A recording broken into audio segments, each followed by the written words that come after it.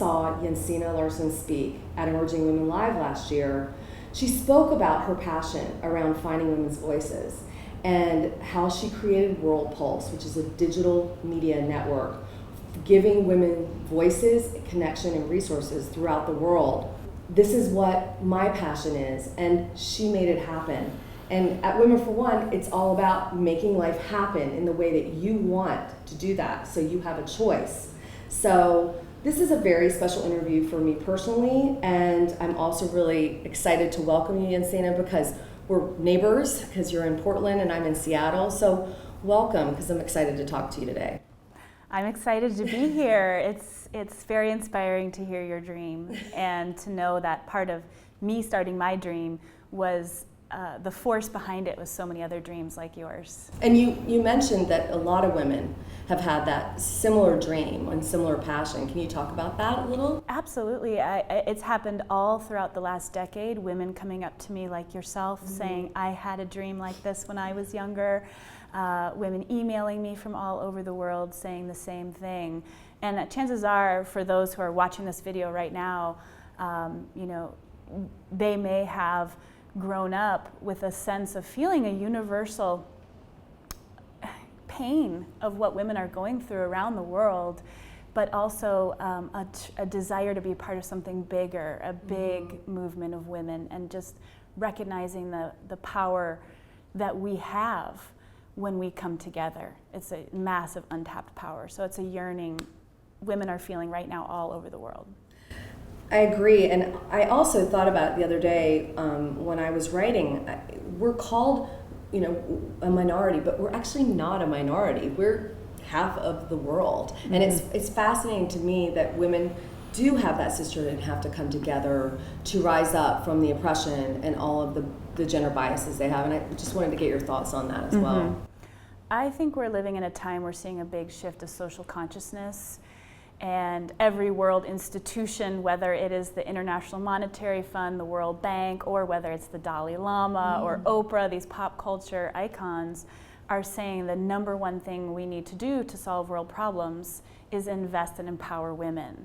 So women are starting to wake up to that, but not enough of the lights have turned on of women recognizing their own power in this.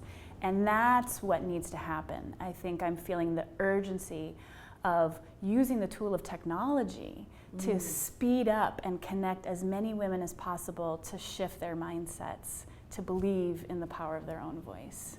That's beautiful, and that's what you're doing at World Pulse, and we'll get into that in a second. But how do you think women can turn that light on inside them, and how we can do that and spark that with the different organizations that we have?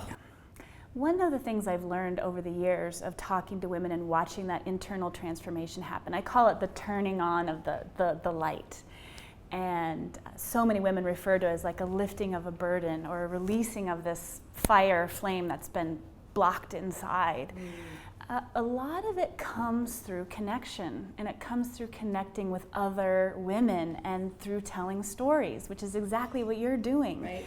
And if you're feeling isolated, if you're feeling alone, if you're feeling like you don't matter, to be able to see other women and how they're changing their own lives, but to be seen in your life, to be able to have someone who can actually hear you and witness you, is what can turn the light switch oftentimes.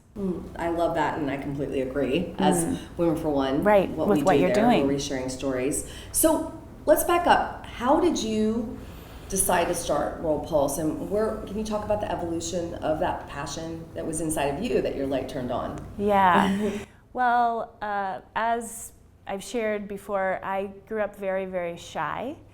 I lived in a remote area of Wisconsin in the countryside, and I was homeschooled.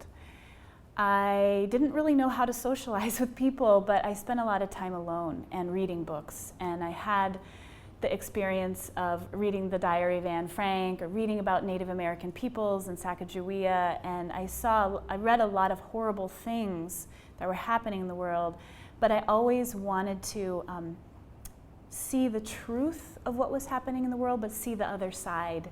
And I wanted to be in the world, and I wanted to learn from women internationally.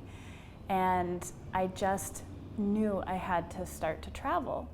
And before I knew it, when I was 19, I became a freelance journalist by just saving my money and going to the Amazon. And there I worked with Indigenous women leaders who were struggling with oil contamination. Their children were dying of skin cancers and stomach cancers. And they kept asking me to be their messenger. And I realized that that I could be a journalist, and I started that path. I then went to the Southeast Asia and the Burma-Thai border, where women were struggling with ethnic cleansing. And there they were experiencing massacres and bombings of their villages. And then they asked me to be their messenger as well. So that was that moment of this light going off, of realizing, wow, I don't merely want to be a messenger for these women. I want there to be a communication source where they can speak for themselves and be their own messengers and connect to each other so they weren't feeling so alone. And that was, I was in my early 20s. I was still shy. Mm-hmm. I had never really done a job of my own. I had no resources because we grew up on food stamps, and I just had no idea how to do it, and I was absolutely terrified. And one day, I just decided nobody else was doing it, and I had to. And so I started down this incredible journey. Wow. So you had to. What did you do next? What were the next steps? Well, I literally held it inside for about 5 years until I was 28 years old.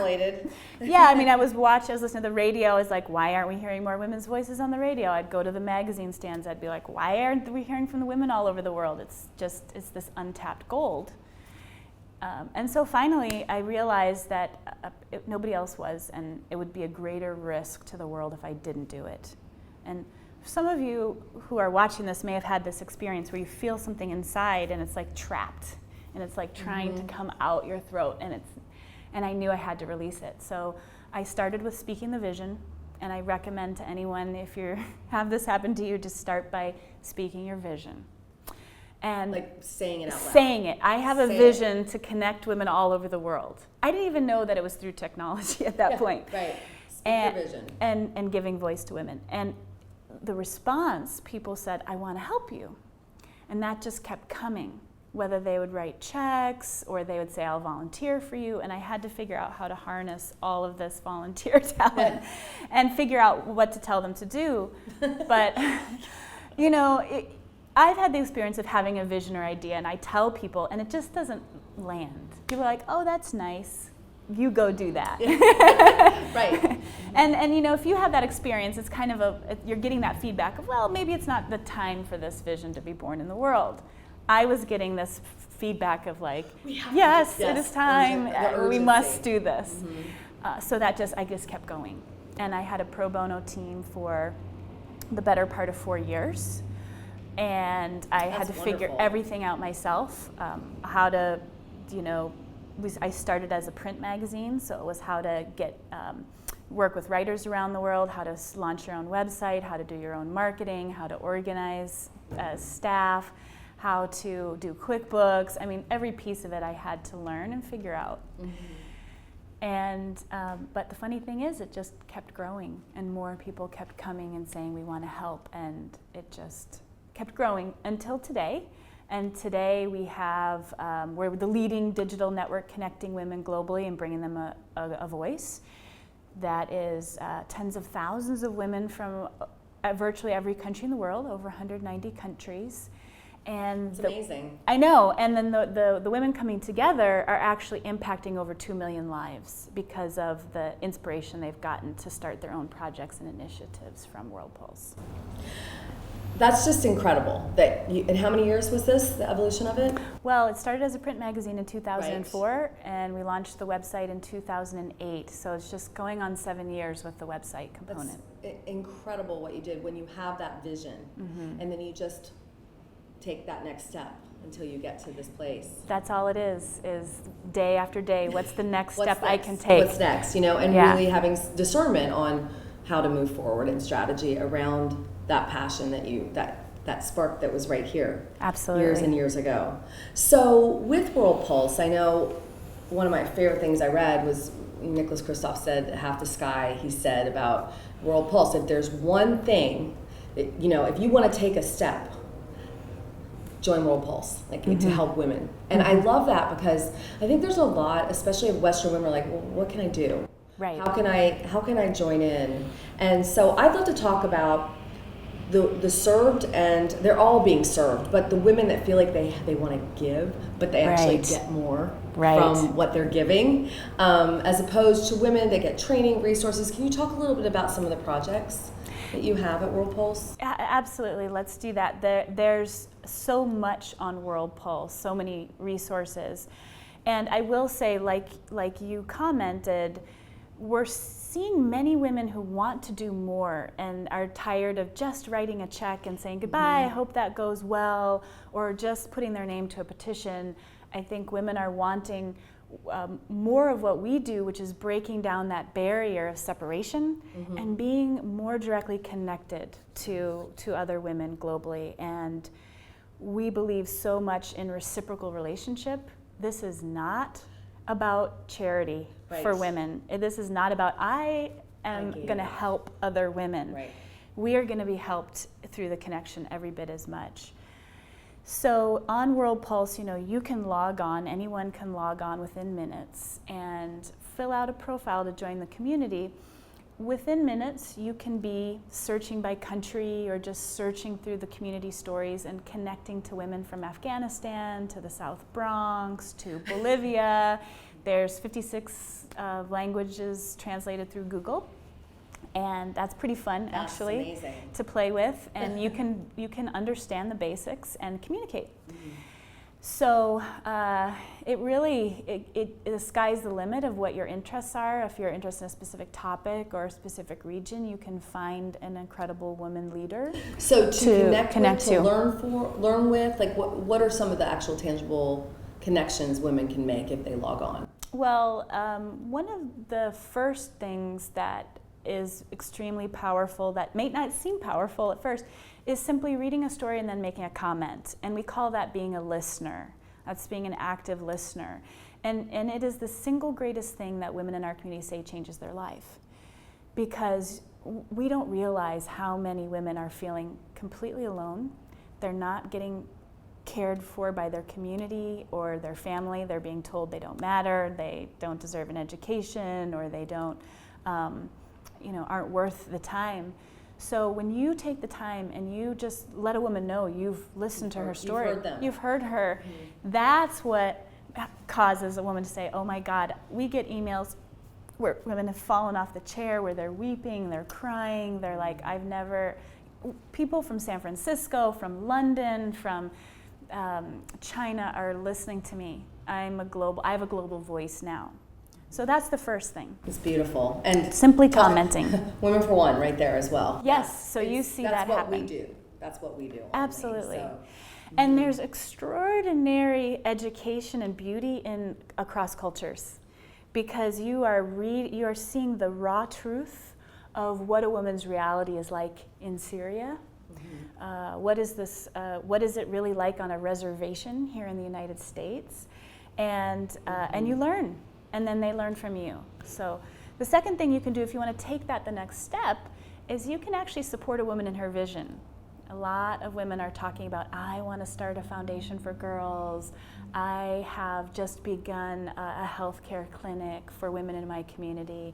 Or I want to start a media source for women in Cameroon. And if you are called by her vision, you can literally support her with a resource. Oh, I know someone who's giving grants in this area, or you could offer yourself as a mentor, business mentor, help do online research for women, because when you're in Tanzania and the bandwidth is very difficult, you don't have a lot of time to be doing research online. And that's where, if you're sitting here in the United States, you could take 3 or 4 hours, you'll do 10 times more volume of research for her and connections for her. So that's the second thing, is a resource. Offer yourself as a resource or post a resource. A bit like a Craigslist bulletin board for women globally. That's amazing. So commenting on a story, really being an active listener, being a resource for women. Yes. And children, right? Or families more? It's all of it. It definitely. Yes. So you'll be connecting with individual women who have families, who have organizations in their communities. Incredible leaders. Incredible leaders. I mean, who are just doing the things you wouldn't even imagine they could do with very little resources. So you can be part of her team. You can be part of her support team on things you care about. And I noticed you have some training as well. Yes. So that's the third thing. We have uncovered that so many of these women are striving, how do we use these digital tools? How do I use Facebook, Twitter? How do I use World Pulse to tell my story in an empowering way and attract support? So we have a digital empowerment training program, and it runs for about 8 weeks. And women learn all those things and how to use their cell phone to transmit their stories, how to use social media, and digital, like a multimedia, how to use video to tell their story. And you can apply from the United States, from anywhere. What we find is that we also recruit listeners and mentors specifically for it, so people can volunteer to become specific listeners and mentors to support this cohort of women. And they get certificates, which helps in their influence in their communities. Women can go on and interview village leaders or senators of their town or their state, wherever they are, because of their certificate. And we find that women go on to get major new job opportunities, international speaking engagements. They build tribes on their Facebook and their Twitter for their causes. They win grants, they win fellowships, and the training gives them a boost for that. Wow. I'm just blown away. I mean, I'm serious. Like, it's amazing what you've done. It really is. And I mean, you're talking and I'm like tearing up because this is what women need all over the world, and you're empowering them, and you're helping them. They just need a doorway. It's just the web. That door. The web is a doorway, and sometimes if you go online and you're just learning, it's like a needle in a haystack. You don't have time to search and you don't know where. So if you can find World Pulse, right. It's there. The resources, the forum for you to speak your truth and to connect to others to support you. And that's why I feel so aligned with you, because we're just that story piece, right, in that place. And just to see someone that has taken it so much further to open that world of communication, because our challenge has been to get women to submit stories from other countries because of all the challenges that you've addressed. So it's so powerful. So can you just talk a little bit about a couple of projects that are either current that you're working with, or something motivational that actually inspired women to take leadership in the world that World Pulse is a part of? Wow, so many. There's so many? So many, and for those of you who are watching, you can go on and create your own movement basically to do these things. But a great example, I will take the Democratic Republic of Congo, which has the worst 2% internet access and the worst situation of violence for women in the world. And incredibly invisible women's voices there. We started doing some training to women on our site from the Congo, and they caught fire. They were like, we want all the women of Congo to have a voice, so we're going to train them. And one of the women in particular, named Anamadamu, she decided to start a women-only cyber cafe. She first rented out an internet cafe, women-only hours. And lines around the block, women fighting for a seat, the 3 butts per seat, they fit women in, as she would say. And the desire was huge. And these were women who were leaders, leading health initiatives, ending violence initiatives, education initiatives, but they didn't even have email accounts. They knew nothing about being online. So she's basically started a movement called the Hero Women Movement, and there's over 800 women who are on our site now telling their stories and connecting to each other and the world.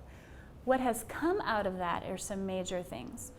First of all, the women decided to start a petition to the White House because of the rebels were attacking their community.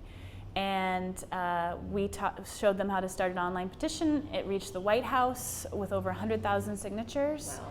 And the White House called us up and said, we want to meet with you, with Obama's National Security Council. And they, a few months later, appointed a special envoy to the region. And they said it was because they had heard directly from the women and they knew they were wanted. And out of that, we have seen women who have now gone on to more political positions. Some of the women are now traveling around the world speaking at the African Union summits. They're speaking with Angelina Jolie in London, and there's movies being made about them now. So that's just one, and you can go on to World Pulse right now. We have French language translation. Yes, I saw that. If you speak French, you can help with the crowdsourced translation. But you can connect to those women, hundreds of them, learn from them. It's incredible.